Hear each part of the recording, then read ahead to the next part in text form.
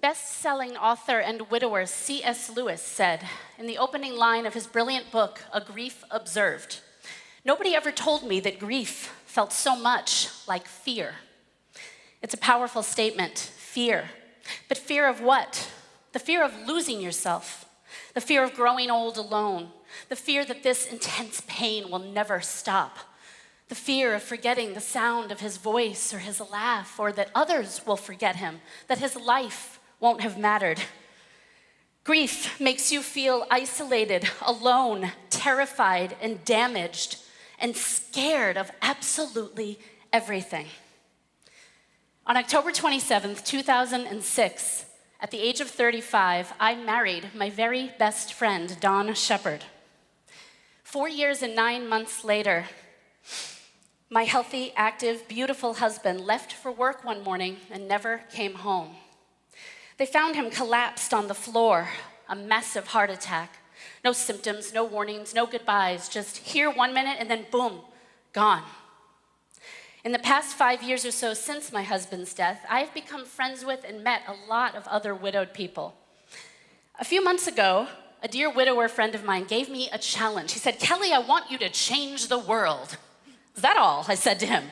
"I will get on that right after my morning cup of coffee."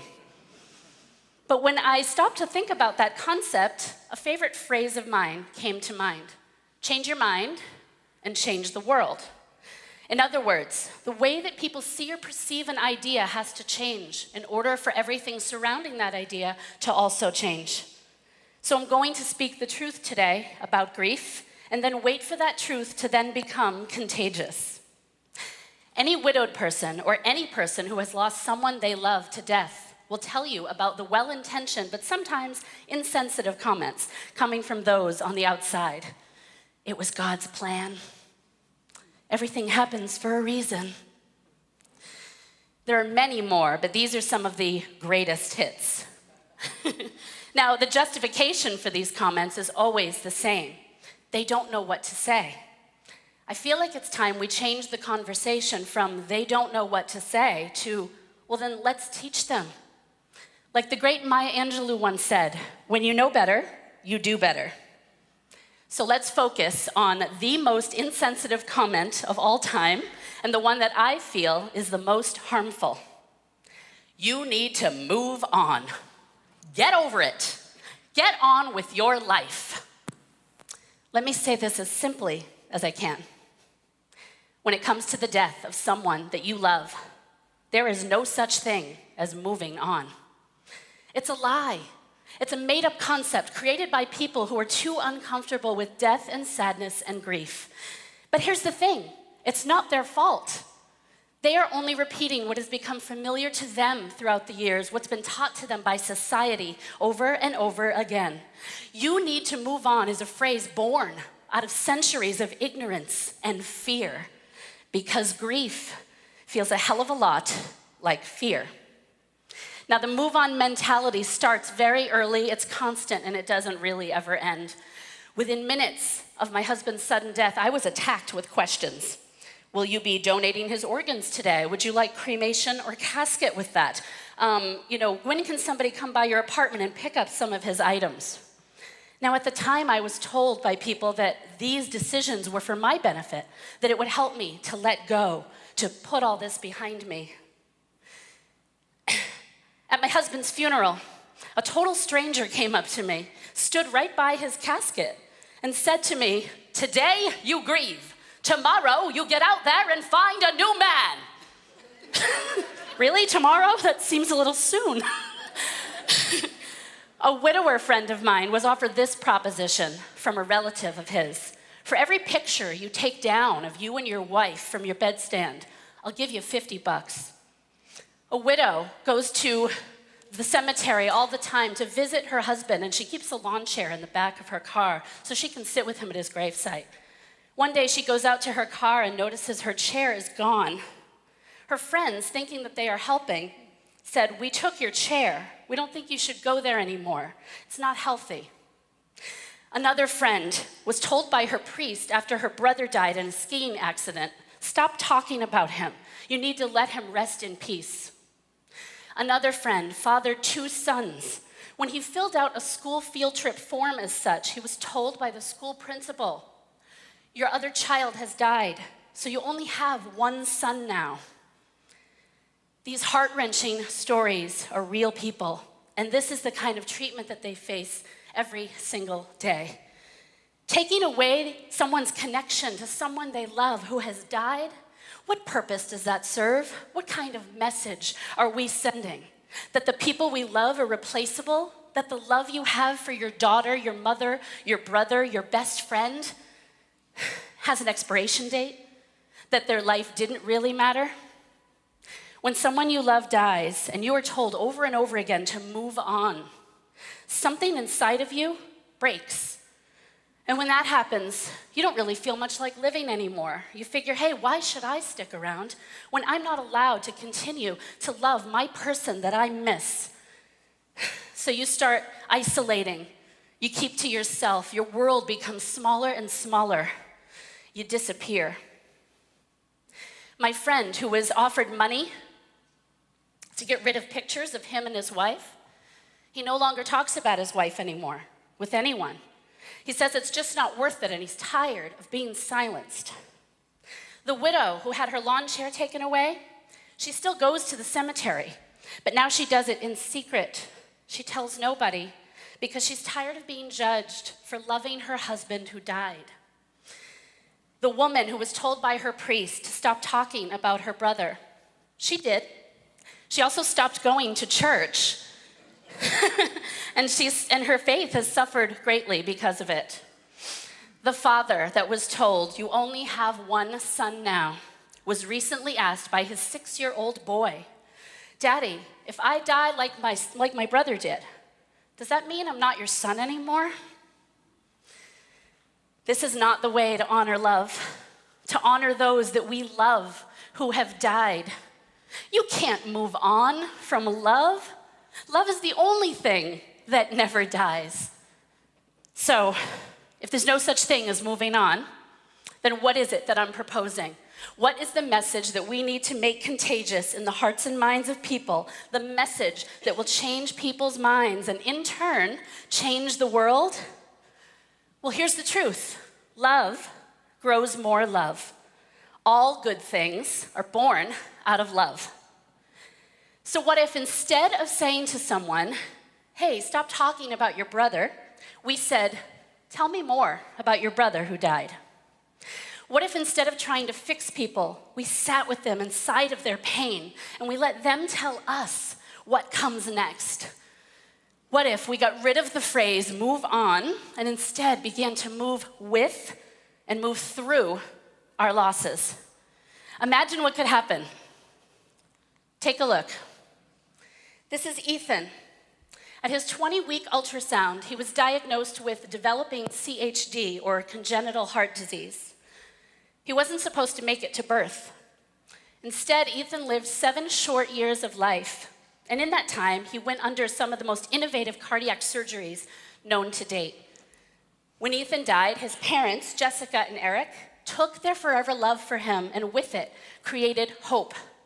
The Ethan M. Lindbergh Foundation offers grants, housing, support, and even music therapy to families living with CHD. Because they did not move on or get over their son, his life is now a legacy, and countless of families and people are affected by his life going forward forever. This is Philip Hernandez. Philip was a wonderful husband, father, and a great man. His life ended instantly when he was hit by a car while out cycling. That's Michelle, Phil's wife.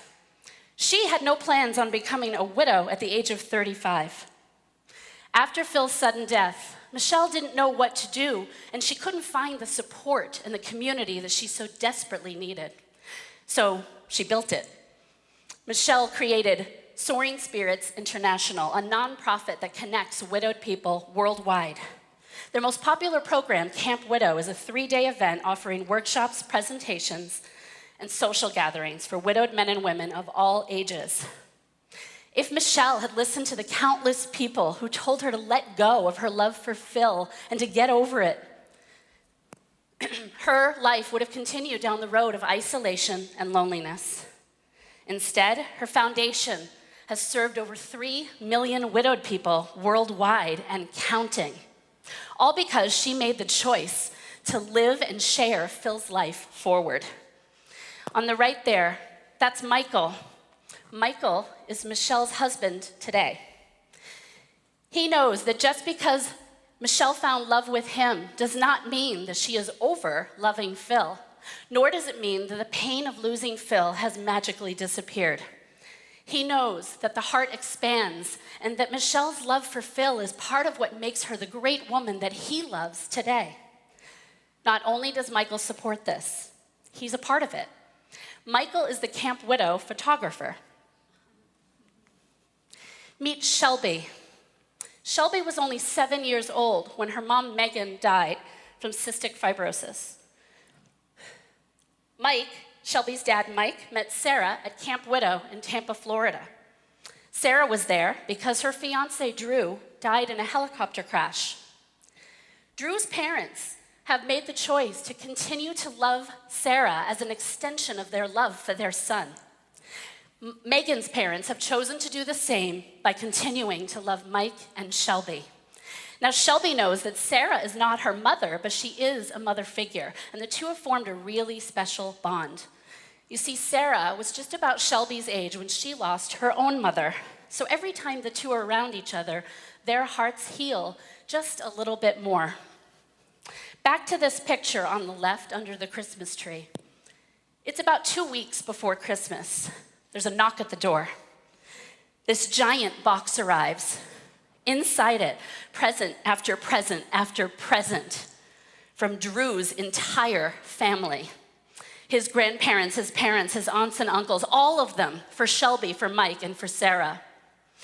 This 9-year-old little girl who had not enough time on this earth with her own mother, now giddy with joy as she opens multiple gifts from Drew's family, a man she has never even met, but whose life and death is now exploding into an avalanche of love right on her living room floor.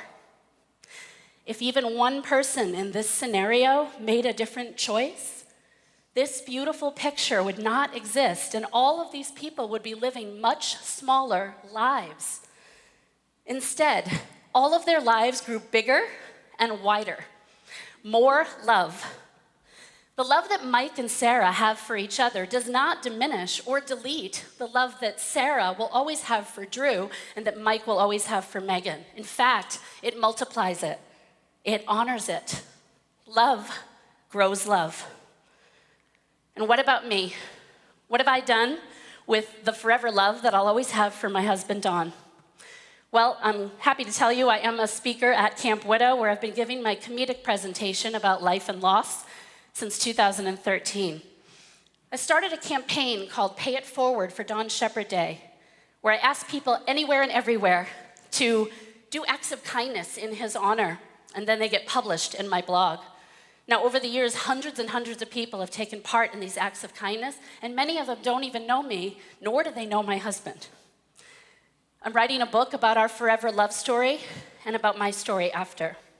And I'm standing here with all of you today, giving this very personal and important message into the universe. My husband's heart may have stopped beating on July 13th, 2011, but he lives on every single day because it's my mission to make damn sure of it. Great things can happen when we continue to tell the stories of those we have lost who have died. And it doesn't have to be on this grand of a scale. Each of us can be the person that changes the message for someone else about grief, love, and loss. That is how change happens.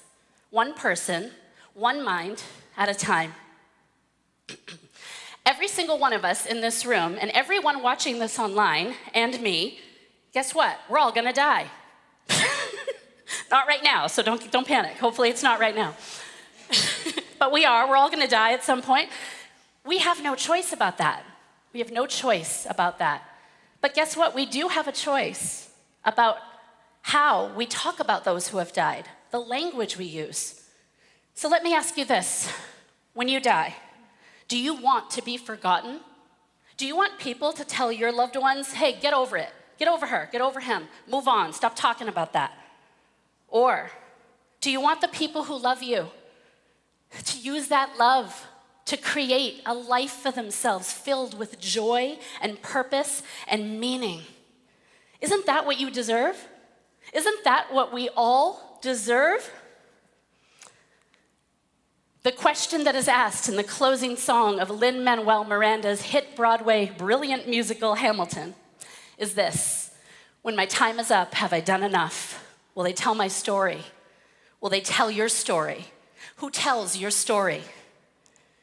My wish for everyone here today, for each one of us, is that when our time is up, the people who love us never move on. The people who love us, they tell our story. Because here's the truth. If we move on and let go of and get rid of the people that we love who have died, if we do that, then guess what? They really are gone. They're gone. They're just gone forever. But if we tell each other's stories, and if we use that love to create more love and to multiply each other's worlds, if we can do that, then nobody ever really dies. Not truly. Thank you so much.